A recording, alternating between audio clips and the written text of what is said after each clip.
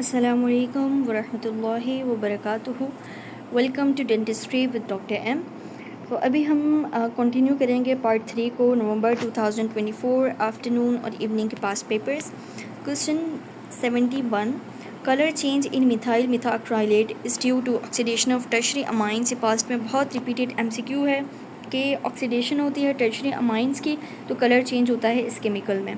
अच्छा, बाज़ दफ़ा ऐसे भी क्वेश्चन आता है कि एक हमने ड्रग दे दी और उसकी वजह से डेंचर में एक सिनेरियो बना के दें कि डेंचर में उसका कलर चेंज हो गया, तो उसमें भी आपने आंसर को ऑक्सीडेशन ऑफ टर्शरी अमाइंस कर लेना है। ठीक है जी। Patient feels a sensitivity on cervical area of lower first molar in modern dentistry. How will you manage this case? कि cervical area में sensitivity है तो हम डेंटिन बॉन्डिंग एजेंट से कवर कर लेंगे। After extraction of lower second molar तो कैंडेसिट्रॉन देते हैं और कैंडेसिट्रॉन से कौन सी एंटीबायोटिक्स जो हैं वो इफ़ेक्ट होगी, तो उसमें मैंने आपको एक सीक्वेंस बताई थी। सबसे पहले ऑप्शन में ऑक्सीटेट्रासाइक्लिन को चूज़ करना है, देन ट्राइमिथोप्रिम को एंड देन अमोक्सिसिलिन को। तो ट्राइमिथोप्रिम यहाँ पे ऑप्शन में है, ऑक्सीटेट्रासाइक्लिन नहीं है तो उसको प्रेफरेंस देंगे। सेकेंड, सब मैंडिबुलर ग्लैंड सर्जरी, टंग नमनेस किसकी वजह से होती है? लिंगुअल नर्व टंग को सप्लाई करती है तो वही डैमेज होगी, तभी टंग नमनेस हो रही है। A patient went through radiography and developed osteoradionecrosis. The reason of necrosis, radiations के बाद जो बोन की नेक्रोसिस होती है वो हमेशा उसमें जो ब्लड वेजल्स होती हैं वो ऑब्स्ट्रक्ट हो जाती हैं, ऑब्लिट्रेट हो जाती हैं, जिसकी वजह से नेक्रोसिस होती है। This is a repeated question. इसमें मैंने आपको 2 दफ़ा बताया है कि wait for canine to erupt. 2 mm diastema अगर होगी तो उसमें हम मैनेजमेंट नहीं करेंगे, जस्ट वेट करेंगे। Which of the following statement describes metamerism? तो इसका आंसर बी है। मेटामेरिज्म क्या है कि एक सिंगल हम मटेरियल का शेड ले रहे हैं और वो हम डिफरेंट लाइट सोर्सेज में डाल रहे हैं तो वो डिफरेंट अपीयर होगी। So this is a metamerism. Cermets is compare to GIC have more compressive strength. GIC से कंपेयर करेंगे हम सनबेड्स को तो इसकी कंप्रेसिव स्ट्रेंथ बहुत ज़्यादा है। Extraction of deciduous tooth in child followed by space maintainer for space maintenance. So which orthodontic approach is this? ये है हमारी इंटरसेप्टिव। ठीक है, क्या होता है कि जब हम अर्ली एक्सट्रैक्शन करते हैं डेसिडस टूथ को तो उसमें स्पेस बन जाती है। अगर हम स्पेस को मेंटेन नहीं करेंगे तो जो परमानेंट टूथ आएगा वो इरेगुलर पोजीशन में आएगा, क्योंकि डेसिडस टीथ उसको गाइड करते हैं। तो हम स्पेस को मेंटेन करने के लिए स्पेस मेंटेनेंस लगा दी कि बाकी जो उसके सामने वाले टूथ हैं वो भी टिल्ट हो जाते हैं उस स्पेस में, तो इसकी वजह से हम स्पेस को मेंटेन करते हैं फॉर द स्पेस मेंटेनेंस। ये इंटरसेप्टिव में आती है। प्रिवेंटिव में क्या होती है कि फ्यूचर में जो प्रॉब्लम्स होनी होती हैं उनको प्रिवेंट करने के लिए हम कोई प्रिवेंटिव मेजर्स लेते हैं। करेक्टिव क्या होता है कि जब करेक्ट करने के लिए जो जैसे मलिक्यूलेशंस जो हैं एग्जिस्टिंग, तो उसको करेक्ट करने के लिए हम करेक्टिव ऑर्थोडोंटिक्स को अप्लाई करते हैं। ठीक है जी। और सर्जिकल में सर्जिकली जैसे हो जाती हैं ये बोन सर्जरीज़ वगैरह, ये उसमें आ जाती है। Mesiolingual cusp of upper second molar occlude करता है central fossa of lower molar. इसकी आप अगर थोड़े रिलेशंस या पॉइंट्स पढ़ लें जो ईशा नोट्स में लिखी हुई हैं तो कुछ हद तक आपको चीज़ें याद रह जाएंगी, या आप कॉपी में लिख लें खुद, तो कुछ हद तक आपको चीज़ें याद रहेंगी जब आप कॉन्फिडेंट के MCQs करेंगे ओरल बायो से। है तो बहुत रट्टा। मैंने खुद जस्ट 2 चैप्टर्स या 3 चैप्टर्स सॉल्व किए थे और एंड में भी फिर मैंने बस उनके मेन चीज़ें देखी थी ईशा नोट्स से। तो है तो बहुत रट्टा, लेकिन आप कोशिश करें इनकी जो मेन पॉइंट्स हैं ईशा नोट्स में जो लिखी हुई हैं और जो कॉन्फिडेंट में हैं उनको याद करने की कोशिश करें, तो आसानी हो जाएगी इंशाल्लाह एंड में। Rate of drug clearance increases with NGFR। तो जितना ग्लोमुलर फिल्ट्रेट रेट ज़्यादा होगा उतनी क्लियरेंस ड्रग की ज़्यादा होगी, यानी जितनी फिल्ट्रेशन ज़्यादा होगी उतनी क्लियरेंस ज़्यादा होगी ड्रग की। तो ये कॉन्सेप्चुअल है। Patient had undergone thyroidectomy, complaint of hoarseness of voice due to damage of, ये होगा हमारा रिकरेंट लेरिंगल नर्व। देखिए, हॉर्सनेस ऑफ वॉइस हमेशा रिकरेंट लेरिंगल नर्व यूनिलेटरल जब डैमेज होती है ना RLN की, रिकरेंट लेरिंगल नर्व की, तो उसकी वजह से होती है। तो जब भी सिनेरियो में आपको या क्वेश्चन में आपको हॉर्सनेस ऑफ वॉइस मेंशन नहीं हो और सिर्फ थायरॉइडेक्टोमी मेंशन हो तो उसमें आपने एक्सटर्नल लेरिंजल नर्व को चूज़ करना है। अगर हॉर्सनेस ऑफ वॉइस मेंशन हो तो फिर आपने रिकरेंट लेरिंजल नर्व की तरफ जाना है। ये जो सीक्वेंसेस हैं ये AA में या कॉन्फिडेंट में नीचे भी बहुत अच्छी लिखी हुई हैं। ठीक है जी, तो ये आप याद कर लें।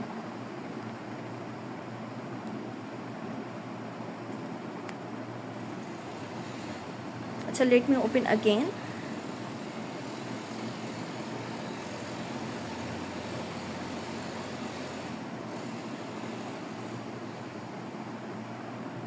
कौन सा था? November 24 evening.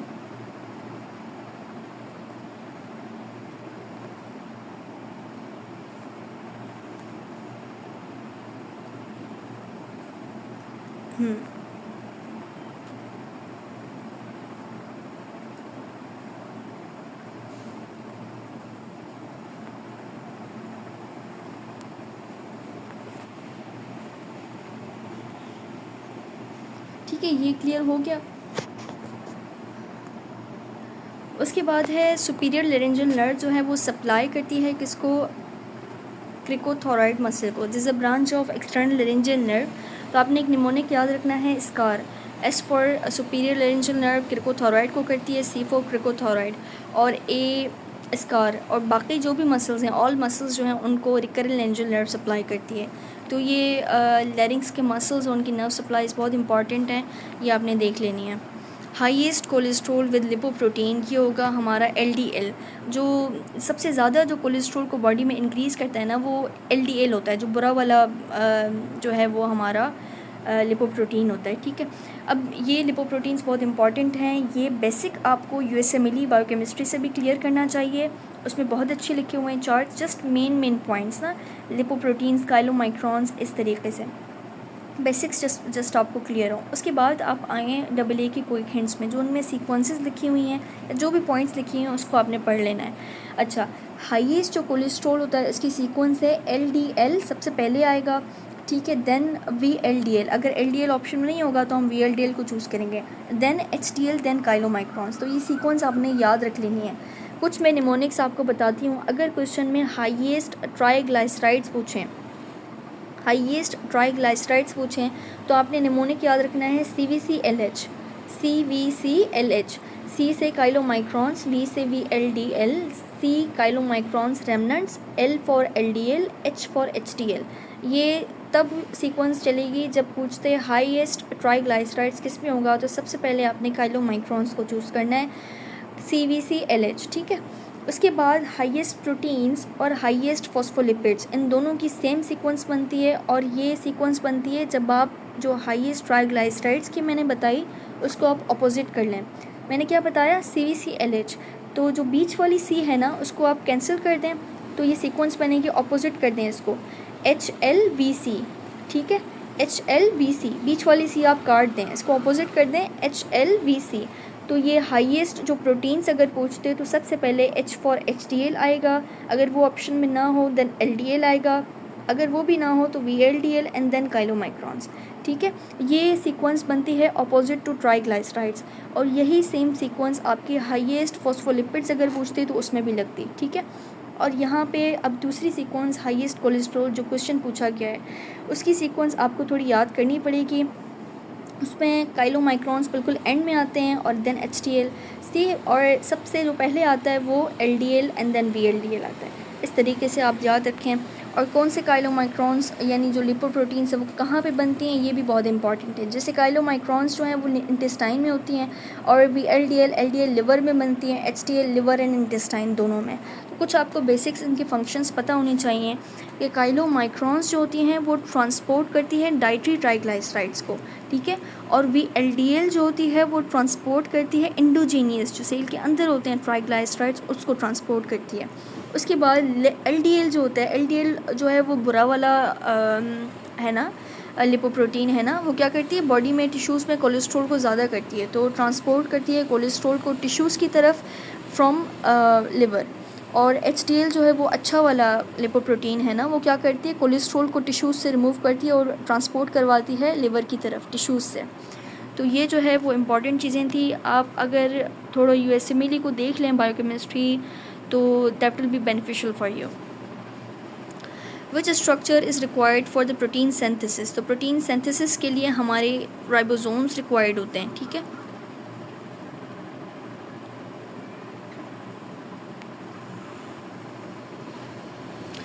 The maximum dose of lignocaine without adrenaline that can be admitted to a patient is.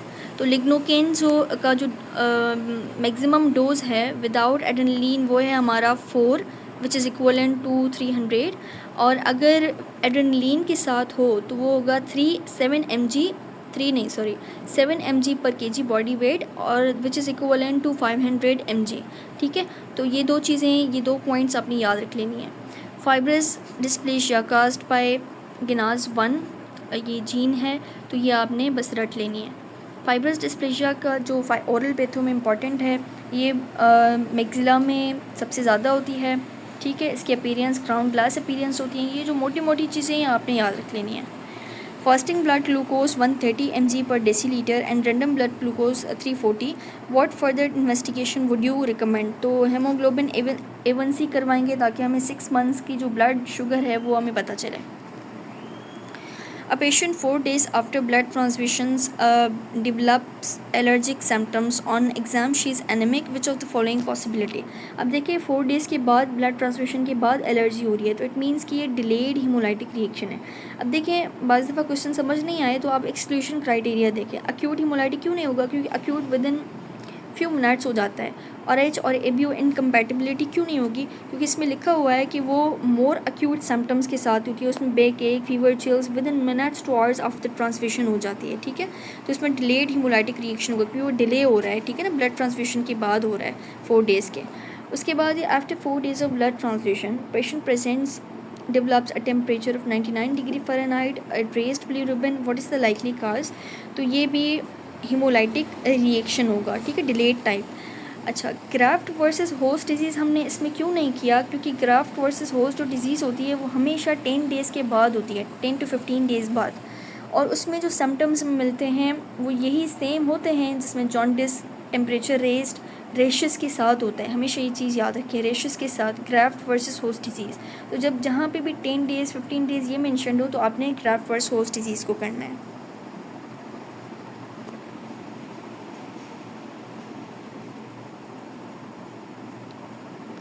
Type 1 diabetic patient insulin was given it will increase the pH. तो ये इसकी इराटा बनेगी, इसमें पीएच आंसर होगा। क्यों? क्योंकि आपको insulin के फंक्शंस आने चाहिए। इंसुलिन क्या करवाता है? उसका इमीडिएट फंक्शन यही है कि वो पोटेशियम की एंट्री करवाता है सेल्स में। ठीक है, ग्लूकोज की अपटेक करवाता है, और इसका इमीडिएट एक्शन जो है वो पोटेशियम एंट्री है इनटू द सेल्स। तो जब पोटेशियम सेल्स में आएगी तो पोटेशियम बॉडी में तो नहीं बढ़ी ना, वो बॉडी में डिक्रीज़ होगी, तो ये पोटेशियम गलत होगा आंसर। तो क्या होगा? जब बॉडी में पोटेशियम कम होती है तो क्या होता है? अल्कलोसिस होती है ना। ठीक है, मतलब पीएच बढ़ती है। ठीक है, और जो हाइपरकेलेमिया होती है वो एसिडोसिस करवाती है। हाइपरकेलेमिया यानी एसिडोसिस, H1s बढ़ते हैं। तो पोटेशियम जब एंट्री सेल्स में हो रही है, इमीडिएट एक्शन इंसुलिन का यही है, तो बॉडी में क्या होगा? उसका पीएच बढ़ेगा, हाइपोकेलेमिया होगी। ठीक है, कीटोन्स कम होंगी। इंसुलिन की डिफिशिएंसी होती है जब बंदे में, डायबिटिक पेशेंट में, तो क्या होते हैं? कीटोन्स बनते जाते हैं ना, तो एसिड्स बनते हैं। जब इंसुलिन देंगे तो पीएच बढ़ेगी। अच्छा, इसके आपके अदर फंक्शंस भी याद होने चाहिए। ये बहुत अच्छा लिखा हुआ है फिजियो के क्विक हिंट्स में जो AA में है। इसका इमीडिएट एक्शन मैंने आपको बता दिया। इसका इंटरमीडिएट एक्शन क्या है कि वो प्रोटीन की सिंथेसिस करवाता है, यानी प्रोटीन की जो डिग्रेडेशन है उसको इनहिबिट करता है, देयर बाय प्रोटीन सिंथेसिस बढ़ती है। और उसका लेट एक्शन क्या है? लिपोजेनेसिस करवाता है और लिपोलाइसिस को रोकता है। ठीक है, और उसमें इंसुलिन को स्टिमुलेट कौन करता है और इंसुलिन को जो है वो इनहिबिट कौन करता है, उसका भी चार्ट बना हुआ है, ये भी आपने पढ़ लेना है। पेरीफॉर्म फोसा जो है it is supplied by which nerve? That is internal laryngeal nerve. ये स्नेल में लिखा हुआ है। Only abductor of the vocal cord, तो पोस्टीरियर क्रिकोएरेटनॉइड एबडक्टर है। एडक्टर जो है वो लेटरल क्रिकोएरेटनॉइड है। क्रिकोथोराइड जो है वो टेंस करता है, थायरोएरेटनॉइड रिलैक्स करता है। तो ये भी चार्ट बना हुआ है AA में, उससे आपने पढ़ लेना है और स्नेल से भी पढ़ लेना है। ठीक है, a female with non caseating granuloma sarcoidosis में T lymphocyte सेल्स इन्वॉल्व होते हैं। Repeated question. Insulin secretion is inhibited by somatostatin. ठीक है, ये इसकी इरादा बनेगी। सबसे पहले एक सीक्वेंस होती है इसमें, सबसे पहले आपने चूज़ करना है सोमेटोस्टेटिन को, देन बीटा ब्लॉकर्स को, एंड देन एपिनेफ्रिन को। अगर सोमेटोस्टेटिन ऑप्शन में है, फर्स्ट चूज़ दैट। अगर वो नहीं है तो आपने बीटा ब्लॉकर्स को चूज़ करना है, अगर वो भी नहीं है देन आपने एपिनेफ्रीन को चूज़ करना है। ये एक सीक्वेंस बनती है, ठीक है। तो ये इसकी राटा हो गई। माइक्रोफिल्ड कंपोजिट्स जो हैं वो हमारे बी ऑप्शन, या आपने रट लेना है, या आते हैं क्वेश्चंस इस तरीके से। The most acute effect radiation का क्या है? Desquamation of the skin. अगर क्रॉनिक पूछते तो हम एंड आर्थराइटिस ऑब्लिटरेंस करते, ठीक है। Mid face deficiency, cranial defect, frontal bossing, ये होती है हमारी क्राउजन सिंड्रोम में। जहाँ जहाँ पे भी सिंड्रोम्स आपको मिलें वो आप कॉपी पे नोट कर लें, ठीक है। और तो एंड में आपके जमा हो जाएंगे। फिर आप क्या करें, जैसे जैसे आपको ये मिल रहे हैं तो आप उसी डे पे या फ्यू डेज़ के बाद आप विजुअलाइजेशन के साथ इसको याद कर लें। यानी गूगल पे आप इसका सर्च करें तो आपको एक पिक्चर मिल जाएगी, उसके साथ ये साइंस एंड सिम्टम्स मिलेंगे कि उसको मिड फेस डिफिशिएंसी है, क्रेनियल डिफेक्ट है, फ्रंटल बॉसिंग है, तो ये क्राउजन होगा। एपर्ड, अकोंड्रोप्लेजिया, क्रेनियल डिस्प्लेजिया, ये इंपॉर्टेंट सिम्टम्स हैं, ठीक है। Brain shows which type of necrosis, तो लिक्विफेक्टिव नेक्रोसिस जो होती है वो हमारी ब्रेन में होती है। ये नेक्रोसिस इंपॉर्टेंट जो है वो टॉपिक है हमारी पैथोलॉजी में। सो अल्हम्दुलिल्लाह this past paper is completed.